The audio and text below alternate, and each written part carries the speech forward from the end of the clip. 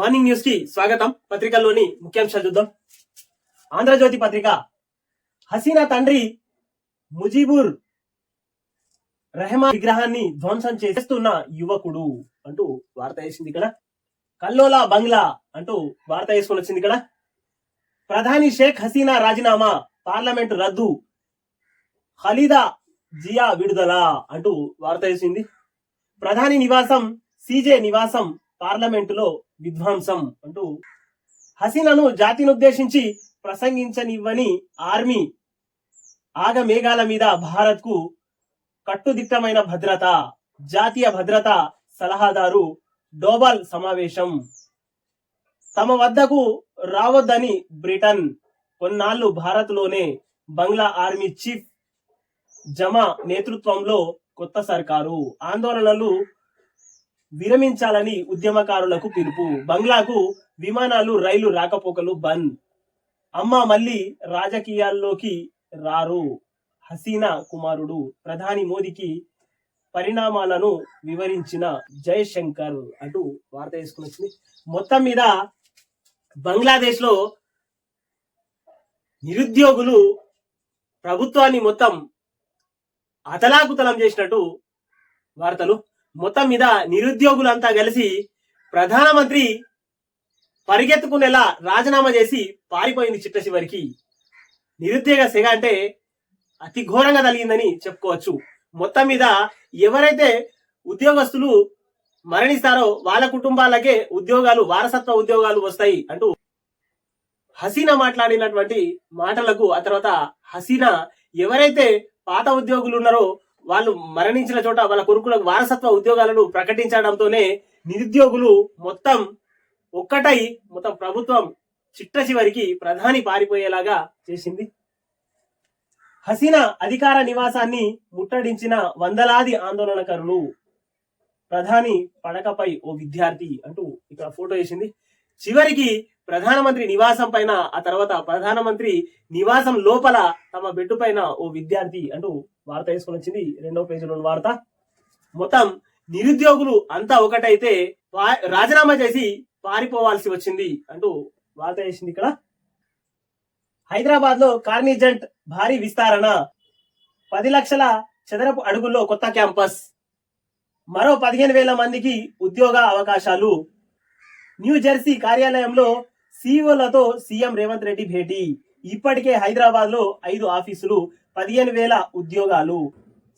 Telangana స్టార్టప్లలో walls కర్ర రూపాయలు 839 కోట్ల పెట్టుబడులు. సీఎం సమక్షంలో ప్రభుత్వంతో ఒప్పందం కుదుర్చుకున్న సంస్థ అమెరికాను మార్చేశారు.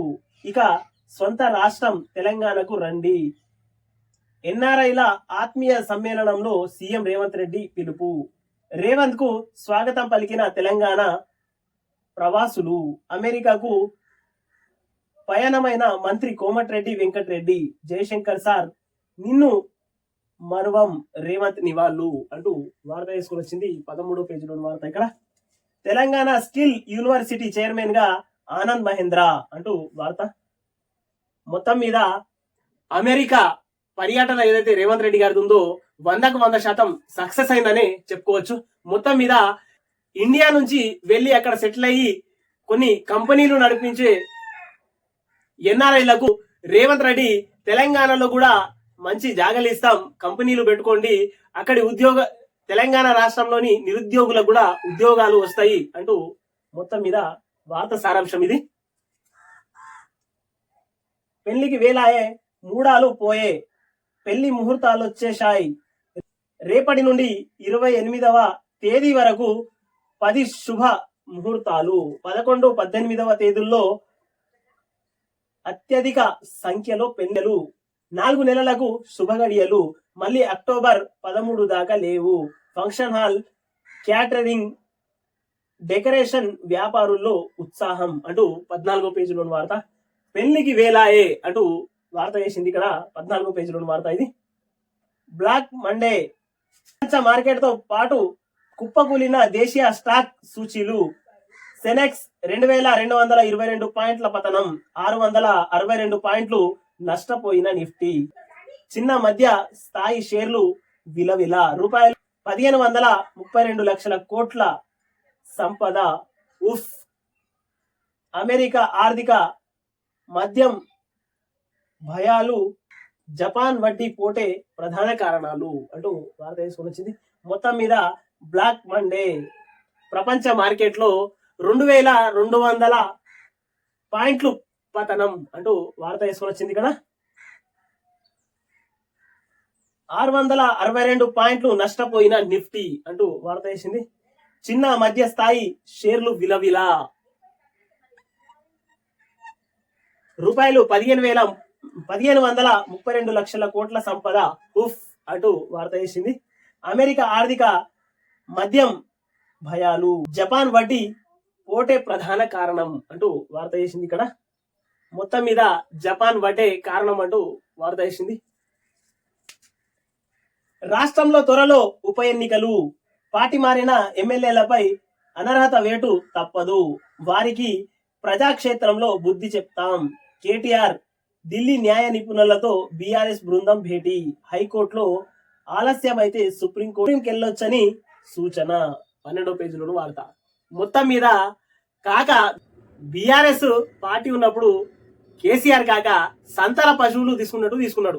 ఇప్పుడేమో ఇక్కడ నుంచి అక్కడ వెళ్తే ఏదో కొంపలు మునిగిపోయినట్టు, ఏదో జరిగిపోయినట్టు తెలంగాణ సరిపోక ఢిల్లీకి వెళ్ళి పయనం చేసి అక్కడ ఏదో పొడుస్తామని, ఏదో చేద్దామని కేటీఆర్ సాబు వెళ్ళిండు. కేటీఆర్ సాబు, హరీష్ రావు సాబు వారితో పాటు కొంతమంది బృందంగా వెళ్ళి వీళ్ళు ఇక్కడ కాదు అక్కడ కాదు, మొత్తం మీద వీళ్ళకు రద్దు చేద్దాం అన్నట్టుగా మొత్తం మీద వీళ్ళ ఎమ్మెల్యేల రాజీనామా చేయించే ఎన్నికలకు వెళ్దామని ప్లాన్ చేస్తున్నాడు. కానీ ఇక్కడ ఇట్లా చేసే వరకు ఇక్కడ కొత్త ప్లాన్ కు తెరదేశిండు రేవంత్ రెడ్డి గారు సర్కారు అని చెప్పుకోవచ్చు.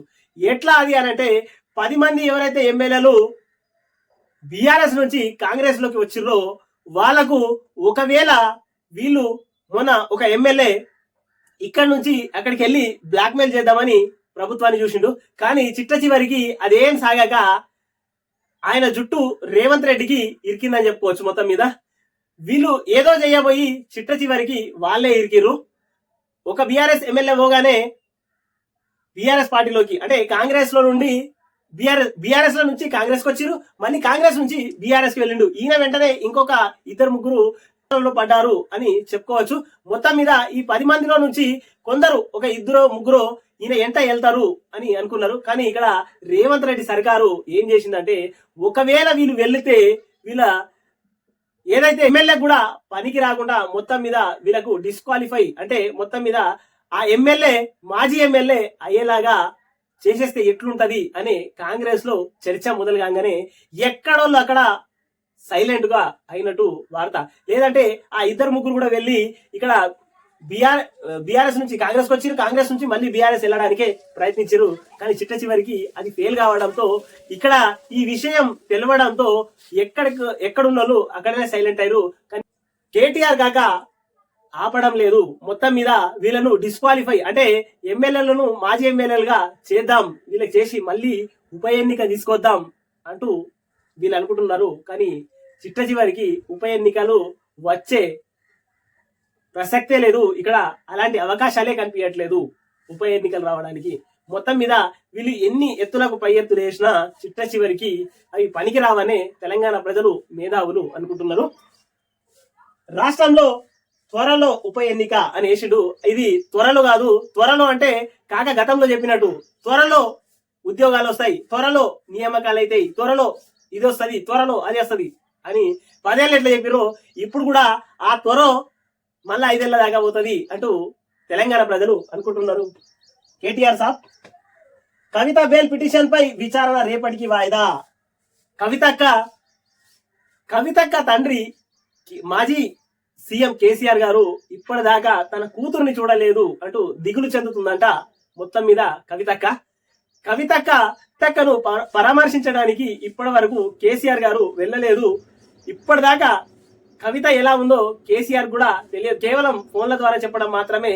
తర్వాత బావ గాని ఆ తర్వాత అన్న గాని వీరు వెళ్ళి కలిసి రావడమే జరిగింది తప్ప కవితకు నేరుగా వెళ్ళి మాజీ సీఎం కేసీఆర్ గారు ఇప్పటిదాకా నా బిడ్డ ఎలా ఉందో ఎట్లుందో అని కాక ఒక్కసారి కూడా చూడలేదు, చేయలేదు అంటూ తెలంగాణ ప్రజలు అనుకుంటున్నారు. కాక బడి శుభ్రంగా ఆవరణ పచ్చగా 14 పేజీలోని వార్త ఇది. కేసీఆర్ కు భూపాలపల్లి కోర్టు తాఖీదులు అంటూ 13వ పేజీలోని వార్త. మేడిగడ్డ వైఫల్యంపై ప్రైవేటు పిటిషన్ దాఖలు, సెప్టెంబర్ 5న హాజరు కావాలంటూ కేసీఆర్ హరీష్ రావులకు కోర్టు ఆదేశం. మొత్తం మీద ఒక ప్రైవేటు వ్యక్తి వాళ్ళపైన కోర్టులో కేసేసిండు. ఆ కేసుకు సంబంధించినంత వరకు కేసీఆర్ హరీష్ రావు కోర్టుకు హాజరు కావాలి 5వ తారీఖు అంటూ వార్త వేసింది. కానీ ఇక్కడ కరెంటు విషయంలోనే కాగా కోర్టు మెట్లు ఎక్కలేదు. ఇప్పుడు పోతాడా అంటే అది పోడానే చెప్పుకోవచ్చు. 100% కాక మొత్తం మీద కుసున్న జాగాలకెళ్ళి జరగడు. మొత్తం మీద కాక మీదికి అప్పుడు చూద్దాం అనుకుంటాడు. కానీ కాక ఇలాంటి చిన్న వాటికి పోడు అనే తెలంగాణ ప్రజలు అనుకుంటున్నారు. ఎట్టకెళ్లకు ఏమైతుందో చూద్దాం. ఇస్కాకు యాప్ అంటూ 14వ పేజీలోని వార్త. కేటీపీఎస్ టవర్ కూల్చివేత అంటూ 12వ పేజీలోని వార్త. నిన్న పాత టవర్లు ఏవైతే ఉన్నాయో వాటిని కూల్చేసిర్రు. కాలం చెల్లిన విద్యుత్ కేంద్రాలు తొలగింపులో భాగంగా చర్యలు. 58 ఏళ్ల నాటి నిర్మాణాలు నేలమట్టం అంటూ వార్త వేసింది. మొత్తం మీద నిర్మించడానికి సంవత్సరాలు పడుతుంది, కూల్చడానికి క్షణాలు చాలు అంటూ వార్త ఇది. మృత్యు కుహరాలుగా కోచింగ్ సెంటర్లు అంటూ 3వ పేజీలోని వార్త ఇది. కేఎన్ఎన్ టీవీని సబ్స్క్రైబ్ చేయండి, షేర్ చేయండి.